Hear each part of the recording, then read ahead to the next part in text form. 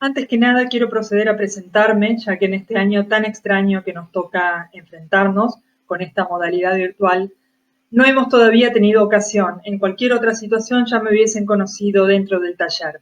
Yo soy Florencia Zugaray, soy jefa de trabajos prácticos de la materia Morfología, nivel 1 de la Cátedra Maceo.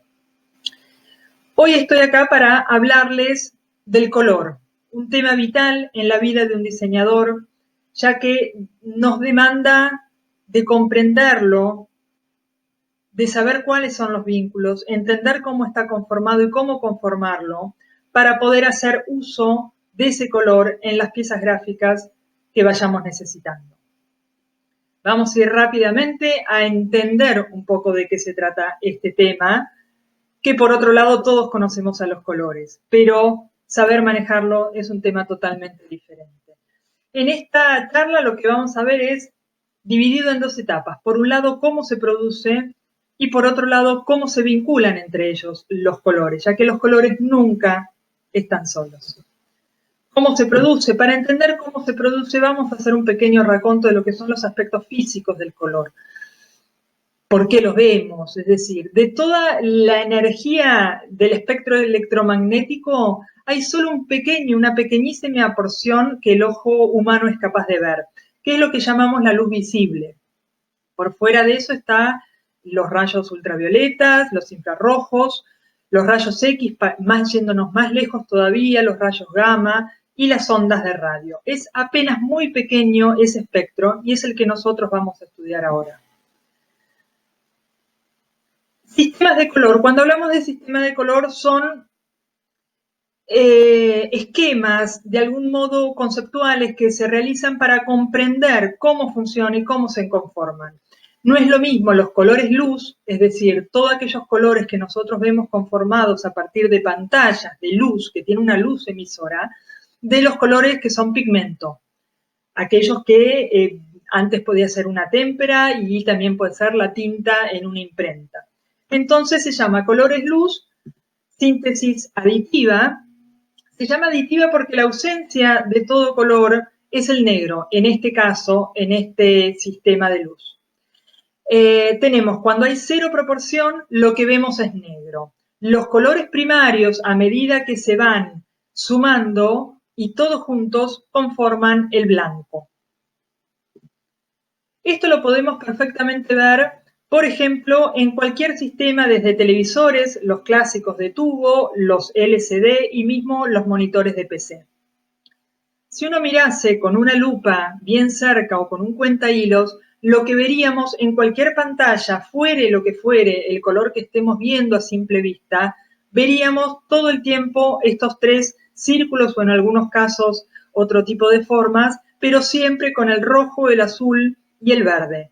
A partir de esos colores es como está hecho todo el sistema. Ahora probablemente podamos entender, ahora que sabemos esto, mucho mejor el porqué del logotipo de Telefe.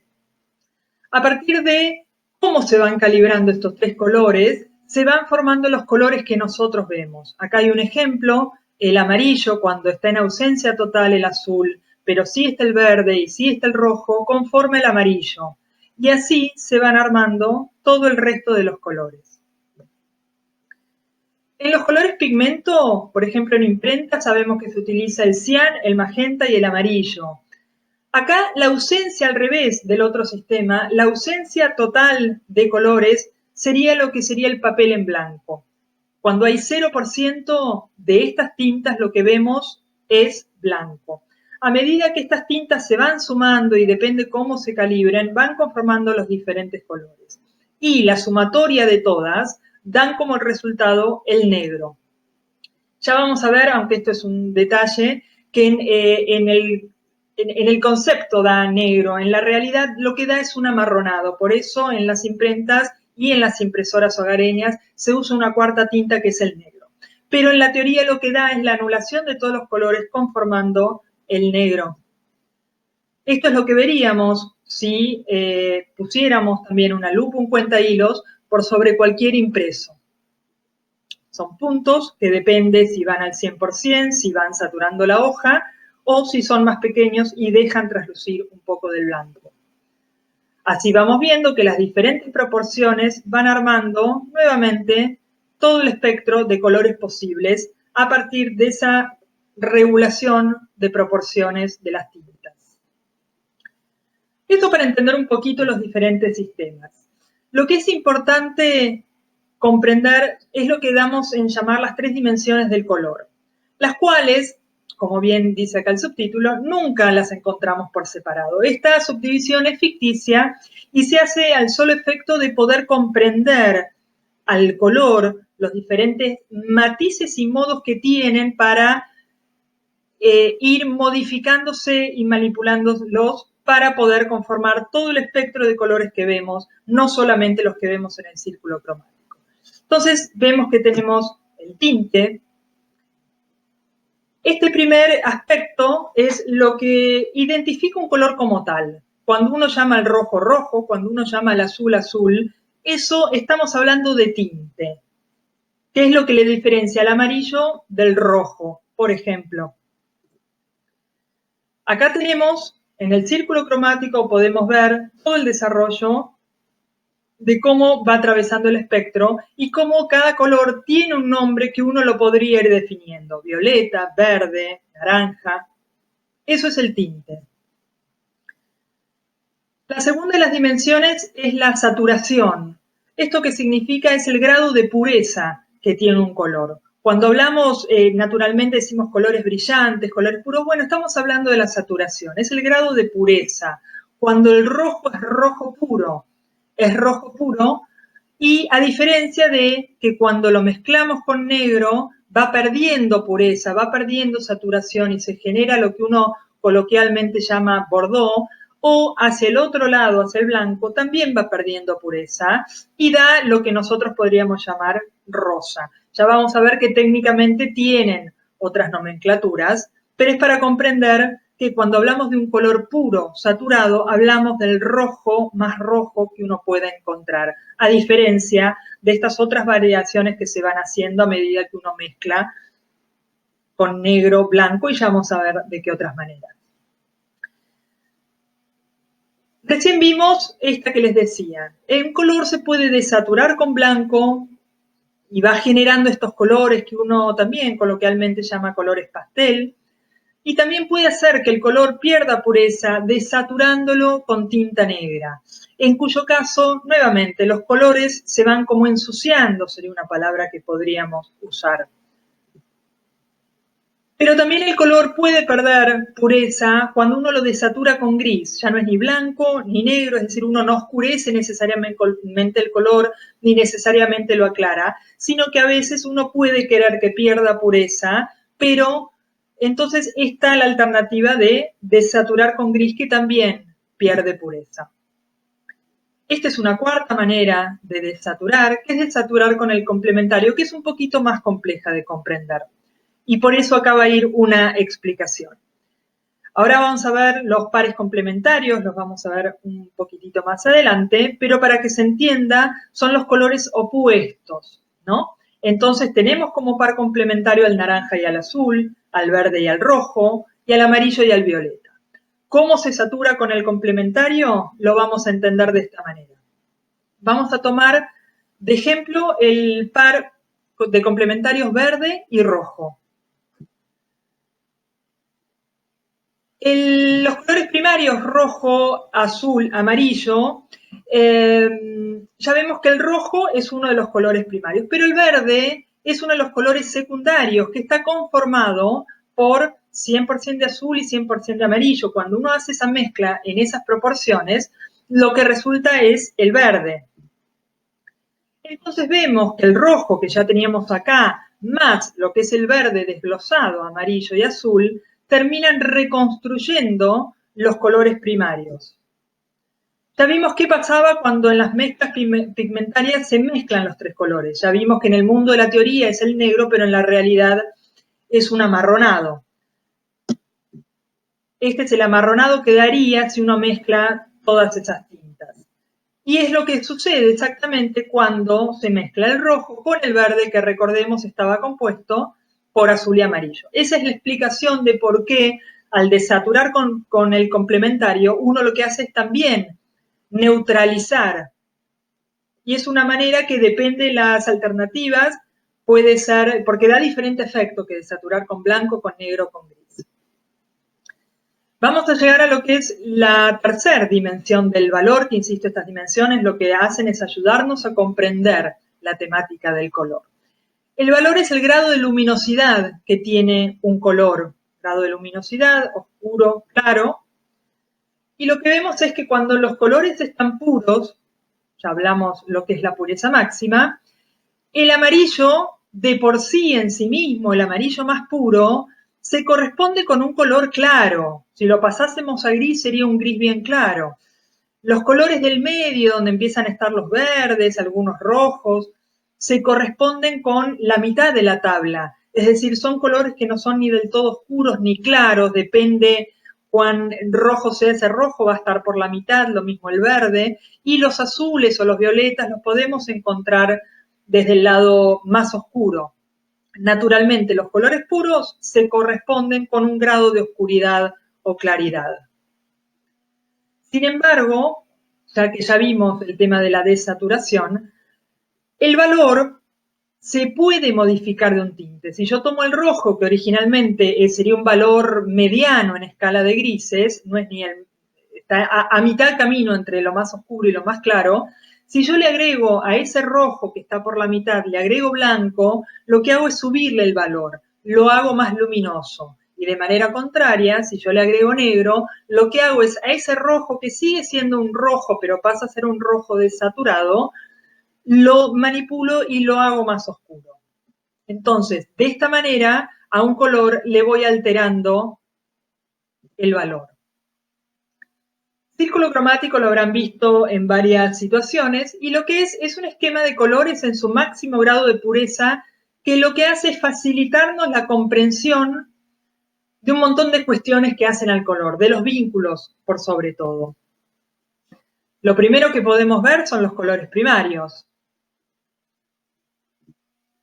A partir de ahí también podemos ver, con otro tipo de triángulo que se superpone, los colores secundarios.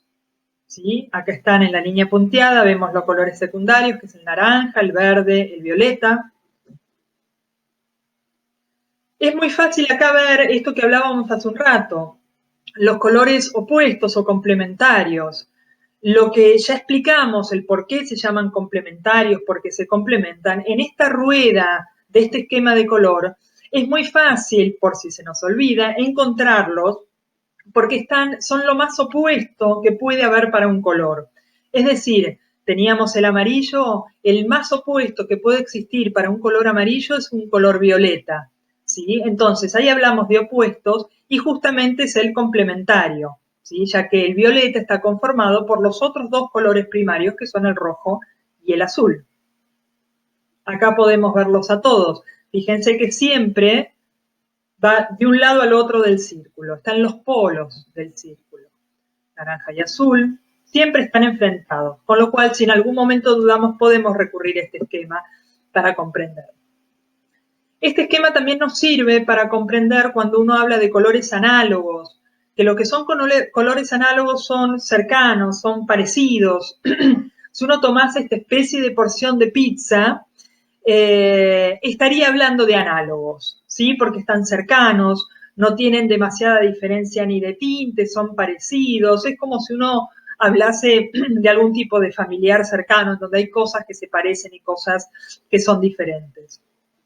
Vamos viendo que acá tenemos una paleta que podría ser de análogos, acá tomando otra porción de otro lado del círculo, también estamos hablando de un grupo de colores análogos, y así a medida que vayamos tomando siempre esa especie de porción de pizza del círculo cromático. Cuando uno tenga que elegir algún tipo de paleta y uno quiera que esos colores se lleven bien, por decir, uno va a tener en cuenta estas porciones del círculo cromático y sabrá que de esa manera está eligiendo, después hay un chequeo visual, pero de esta manera uno se asegura que estos colores son cercanos y tienen algún tipo de parentesco.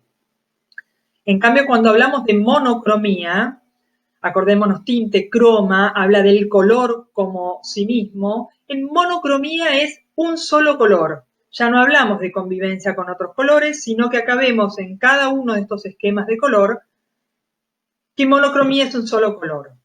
¿Sí? Esto después vamos a ver más adelante que en algunos casos puede ser, como todo, tiene su uso y en otros casos va a haber que tener otros recaudos. Pero acá podemos ver la monocromía. ¿Sí? Vemos que es un solo tinte, el rojo, llevado a sus diferentes variantes, pero siempre un solo tinte, por eso el tema de monocromía. En el círculo cromático, otra de las cosas que podemos ver es la divisoria entre colores fríos y colores cálidos. Después vamos a ver en la segunda parte todas las implicancias que tiene y por qué viene esa denominación, pero a grueso modo lo que podríamos decir es que esto tiene que ver con lo que uno entiende por calor, siempre se asocia a este tipo de colores que probablemente venga del fuego y por el contrario, todo lo que sean más azules con esta situación de frío, de hielo. Entonces de ahí viene la denominación y en el círculo cromático podríamos de vuelta trazar una línea divisoria y ver que de un lado están los colores fríos y del otro lado los colores cálidos. Aquí tenemos los cálidos y aquí tenemos los fríos. Ahí que después lo vamos a ver, estas líneas siempre son esquemas, no es exacto que de un lado al otro esto de golpe es caliente y esto de golpe es frío. Después vamos a ver que los vínculos entre colores inciden mucho en cómo se perciban, pero a grueso modo esto sería una división posible de fríos y cálidos. Hasta ahí lo que son los aspectos. Comprender al color como si uno lo encerrase en un laboratorio y lo analizase y lo desmenuzase. Pero los colores nunca están solos. Ya vimos que aún en la monocromía, cuando hablamos, por ejemplo, solo de rojo, nunca está solamente el rojo. Aún cuando se imprime una tinta, se imprime con diferentes gradaciones, ¿no? Pero los colores siempre se vinculan. Cuando hay muchos, cuando hay pocos. Y eso es la segunda parte que vamos a ver, que es imprescindible comprenderlo para poder manejar lo que son las piezas visuales. Como decíamos recién, el color nunca está aislado, siempre está en interacción con otros colores y el tipo de vínculo que se va a establecer entre ellos va a ser armónico o de contraste, de armonía o de contraste. Una de las cuestiones importantes del color es que el color actúa siempre por yuxtaposición. ¿Esto qué significa? Que un color se está encimado al otro y de esa manera es donde se pueden chequear estos vínculos. Porque ¿qué sucede? En donde en esta primera instancia tenemos este pasaje muy suave de un color al otro, del amarillo al naranja, al más naranja hasta llegar al rojo, uno lo que empieza a ver es que este es parecido a este, el segundo es parecido al tercero, el tercero es parecido al cuarto. De esa manera se logra una lectura suave y tranquila, lo que sería una percepción de degradé, mientras que acá los mismos colores, pero diferentemente ubicados, es decir, esa yuxtaposición, lo que genera es un efecto visual absolutamente diferente, en donde arriba se veía un pasaje armónico y suave, abajo lo que se lee es una vibración visual muy fuerte, provoca otro tipo de sensación en quien lo mira y otro tipo de contraste. Ya vamos a ver cómo eso puede afectar en algunas situaciones en particular cuando uno está tratando a partir de los colores de generar una figura. Son los mismos colores distribuidos diferentes. Y también es importante ver esto de la yuxtaposición cuando uno en el medio de los colores tiene blanco. Ya la lectura de vuelta no es armónica. Empieza suave porque entre el amarillo y el blanco no hay mucho salto, pero a medida que voy avanzando, este blanco intermedio me vuelve a generar algo parecido a lo que se me generaba abajo, que son saltos visuales, y lo mismo pasa con el negro. Entonces, de vuelta es importante que el color siempre actúa yuxtapuesto a otro color. Y esa es la manera en que uno puede entender los vínculos de colores. Como vimos recién, el color funciona como estructurante de la forma. Es decir, que mediante el uso del color uno puede determinar áreas de fondo y de figura. Un vínculo de armonía entre colores lo que va a hacer es que yo entienda algo como una unidad, como algo que es todo una misma figura. Mientras que un contraste, hablamos de que contraste era diferencia, lo que hace es que se rompa, que se lean como cosas distintas. Acá lo podemos ver ejemplificado de una manera bastante evidente. Acá en el primer esquema tenemos un fondo uniforme. Estamos hablando que son colores análogos, donde no leo ninguna figura. Todo parece leerse como un fondo. En la segunda pieza ya empiezo a detectar una figura que yo podría decir que es un rombo. En la tercera, una banda diagonal. Y en esta cuarta, lo que pasa es que entiendo que hay mucha vibración de colores y formas, cuadraditos, pero no llego a reconocer ninguna figura, porque esas diferencias de color están distribuidas por varios lados. Entonces, de vuelta, algo parecido acá era un fondo uniforme, pero tranquilo, con esta cosa armoniosa, y acá sigue siendo un fondo uniforme porque no puedo determinar qué fondo y qué figura. Sin embargo, es un fondo uniforme con más vibración que en el primer caso, pero solamente en estos dos, en donde el color está distribuido de tal manera que yo logro entender a partir del color formas determinadas. Vamos a analizar este ejemplo para comprender un poco mejor esto, en donde tengo aquí que ya vimos que es un rombo, es lo que se lee. Vemos que los colores del fondo, el vínculo que tienen es de armonía. ¿Sí? Acordémonos lo que son los análogos, esa pequeña porción del círculo cromático, colores cercanos. En el fondo, entre sí, los diferentes colores que veo son armónicos. Hay una armonía en el fondo. En la figura pasa lo mismo. Son colores análogos que generan una armonía. Ese es el vínculo de los colores de la figura. Mientras que entre el fondo y la figura lo que hay es un contraste, es diferencia. Eso es lo que favorece y facilita a que yo entienda, y cualquiera entienda, una figura en esta composición. Vamos a ver entonces qué tipos de armonía hay. Recordemos, esto los tenemos que tener siempre presentes y muy masticados, muy comprendidos, las tres dimensiones del color. ¿Por qué? Porque los tipos de armonía que se pueden generar tienen que ver con esos tres aspectos del color. Yo me puedo tomar de alguno de ellos para decir, voy a hacer una armonía y a partir del tinte voy a hacer esa armonía. O voy a hacer una armonía de saturación. Entonces, tomar como eje eso y lo mismo con el valor. Ahora vamos a repasar cómo son esos tres tipos de armonía posibles. Es decir, esas tres maneras en donde yo, si quiero generar una armonía, puedo generarla. La armonía de tinte, ya a esta altura la vimos 2 o 3 veces a lo largo de esta charla. Es la analogía, los colores cercanos, esa pequeña porción de pizza en el círculo cromático. ¿Sí? Esa es una armonía de tinte. Está basado en tintes puros, colores cercanos. Cuando hablamos de armonía de valor, acordémonos que armonía sería algo de llevarse bien, algo más homogéneo. Armonía de valor entonces es cuando el grado de luminosidad es similar entre los diferentes colores que yo uso. Cada tinte en su estado de máxima pureza, es decir, cuando está puro, cada tinte tiene su propio valor. Ya lo vimos antes esto también. Con lo cual, si yo quiero generar una armonía de valor, voy a tener que tener mucho cuidado con elegir cuáles tintes en su estado de máxima pureza me van a dar una armonía de valor, es decir, que me van a dar una tonalidad luminosa. Y lo mismo hacia abajo. Esto cuando trabajo con colores puros. Si voy a trabajar con colores puros y quiero una armonía de valor, no me queda otra que centrarme en estos colores más oscuros naturalmente. La armonía de saturación es cuando el grado de pureza es similar.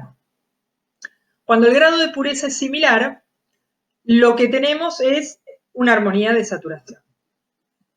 Ya vimos que se puede saturar con blanco, entonces acá tenemos, es armonioso porque todos los colores, todos los tintes se han ido desaturando de la misma manera, con el mismo criterio. Hay una armonía de saturación. Lo mismo hacia el lado del negro. todos los tintes los desaturo hacia el negro, llevándolos hacia una relación armoniosa. Acá vemos cómo, y acá también, como originalmente había un color amarillo, había un color rojo, había azules, y sin embargo, por el tipo de tratamiento, como se lo desaturó con un mismo criterio, se logra una armonía. Vamos a ver, en cambio, los tipos de contraste. Volvemos a recordar las tres dimensiones del color y de la misma manera que para hacer una armonía yo podía tomar como eje alguno de estos tres aspectos, lo mismo sucede con el contraste. En el contraste de tinte, cuando yo necesito lograr una gran diferencia, nunca nos olvidemos que contraste es diferencia. Cuando yo quiero lograr una gran diferencia entre, en este caso, fondo y figura, muchas veces necesitamos destacar una figura de un fondo. Cuando lo quiero hacer a partir del tinte, la mejor manera para lograr esa mayor diferencia es a partir de complementarios. El amarillo y el violeta, el naranja y el azul. Ya vemos que en esta composición todo lo que es fondo se trabajó con azules, con esta porción del círculo cromático, mientras que para la figura, tomando como eje el naranja, que es el segundo, que es uno de los componentes de este par de complementarios, se trabajó con esto, con el naranja y con los cercanos al naranja. De esa manera se logra el contraste de tinte por complementarios. Lo mismo en el caso del verde y del rojo. Otra manera de lograr contraste tomando como eje el tinte es hacer un contraste de temperatura. Ya vimos lo que son colores fríos y cálidos. Bueno, se puede tomar ese criterio para elegir trabajar el fondo o la figura con unos o con otros. Contraste de valor. Cuando hablamos de contraste de valor, hablamos de que sea diferente la oscuridad y la claridad. En el caso de un fondo oscuro, una figura clara, o viceversa, llegado el caso, después vamos a ver qué es lo que se percibe cuando uno decide una cosa u otra, pero el contraste de valor es el tipo de contraste que mayor pregnancia tiene al ojo. El ojo humano lo primero que percibe es la diferencia de contraste. En cuanto hay un grado de oscuridad y claridad, es lo primero que se ve. Luego se ven otras cosas como el tinte, etc. Entonces, generar un contraste de valor es sencillo de explicar. Es un sector fondo-figura oscuro versus una figura fondo claros, ¿sí? Ya vimos que cuando el tinte es puro, ese contraste de valor lo va a dar el propio tinte. No hay manera, el amarillo es un color luminoso, el violeta es un azul oscuro, etc. De esa manera es muy fácil un contraste de valor a partir de tintes puros. Sin embargo, a cada uno de estos tintes ya vimos que el amarillo es luminoso, que el rojo está en el medio, que el violeta o el azul son oscuros. Sin embargo, a cada uno de esos colores nosotros le podemos alterar el valor. Un color como el amarillo que está acá, lo podemos oscurecer agregándole negro. Un color violeta lo podemos aclarar agregándole blanco, desaturándolo con blanco. ¿Sí? De esa manera uno empieza a poder manejar los colores y el valor de todos los tintes. Sabemos que el contraste de valor es el de mayor pregnancia. Acá hay un ejemplo en donde una buena manera de ver esto en cualquier pieza, y se las recomiendo para estas ejercitaciones que arrancan, es entrecerrar los ojos. Cuando uno entrecierra los ojos, lo primero que va a ver es esa diferencia de oscuridad y claridad, ¿sí? Por eso decíamos que es el de mayor pregnancia. Hay otro ejemplo. Y llegamos al contraste de saturación. Ya vimos que el de valor es el más fuerte, el más evidente, cuando uno quiere generar un gran impacto, y sin embargo el de saturación es el contraste más sutil de esto que vimos hasta ahora. Es muy suave y obviamente va a depender después en qué uno lo quiere usar. Y la diferencia se da entre el brillo que tienen los colores puros versus, en este caso, un fondo cuyos colores, cuyos tintes se desaturaron hacia el blanco. Eso lo que logra es que haya una diferencia de brillos, de pureza del color, y es lo que hace que se genere ese contraste, esa diferencia entre fondo para diferenciar fondo y figura. Pero ya vemos que es un contraste muy sutil, por lo cual hay que tener cuidado, y van a después entender a lo largo del ejercicio que es algo muy común que sucede, que en cuanto uno agrega algún elemento que es más oscuro que el resto, inmediatamente anula todo otro efecto. Ya vimos que acá claramente uno podía determinar la figura, esta especie de flor abstracta. Sin embargo, al agregar este elemento que tiene un fuerte contraste de valores, muy oscuro frente a un fondo muy claro, modifica totalmente la lectura anterior. Y sobre eso hay que tener mucho cuidado para realmente controlar la composición. Acá vemos otro ejemplo de contraste de saturación, en este caso desaturando hacia los negros. Vemos que las figuras son tintes puros, oscuros, naturalmente, el violeta, el azul, originalmente son tintes puros que ya son oscuros. Entonces, en el fondo, yo puedo empezar a ver que había originalmente algunos rojos, algunos verdes, algunos amarillos, naranjas, azules, y sin embargo, se los aplanó de tal manera y se lo desaturó para que se genere ese contraste y esa diferencia con la figura. Y de esa manera es el recurso que se utiliza para generar fondo y figura.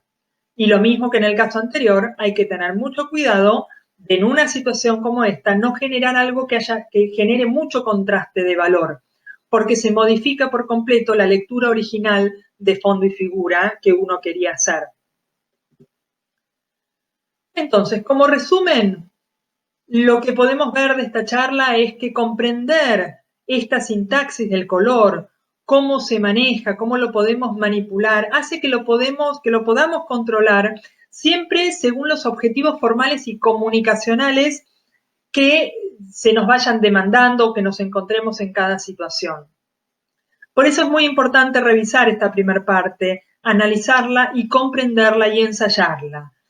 Resumiendo, entender cuáles son esas tres dimensiones del color, el tinte, la saturación, el valor, comprender cómo se manejan, cuáles son las alternativas para generar armonías y para generar contrastes, y los vínculos entre los colores. Cuando estos vínculos son armoniosos, se llevan bien y generan situaciones que uno puede comprender como parte de lo mismo, o cuando se contrastan y esa figura se rompe o se conforma según ese contraste. Bueno, ahora van a ver los ejercicios que vienen y después va a haber una segunda parte del ejercicio en donde van a poder aplicar todo esto. Esta primera parte es un poco dura en el sentido más técnica, pero que solamente dominando y comprendiendo esta parte es cuando después ustedes van a poder hacerse dueños del color para manejar todas las situaciones con las cuales se encuentren. Bueno, espero que esta charla haya sido clara. De cualquier modo, siempre pueden seguir consultando con los docentes y también chequear los apuntes de la cátedra, donde algunos de estos ítems están más desarrollados y con algunos ejemplos más. Muchas gracias.